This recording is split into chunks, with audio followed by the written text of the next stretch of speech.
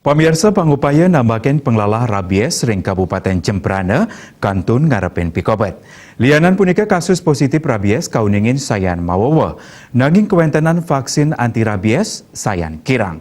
Rauh mangkin kewentenan ring Dinas Pertanian dan Pangan wantah sata vial.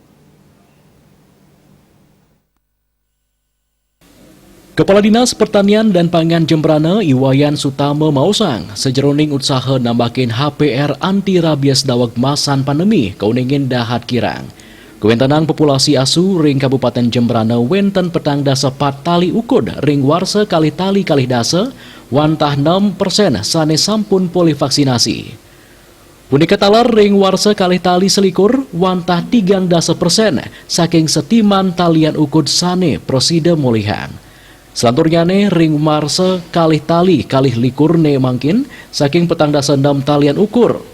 Maka tah 3% sampun molihang vaksin rabies.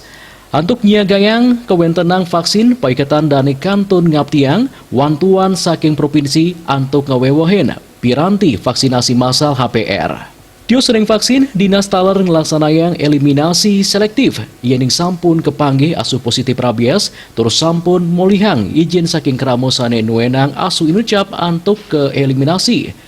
Sekadi keuningin kasus rabies sering Kabupaten Jembrana sampun limak ring samian kecamatan.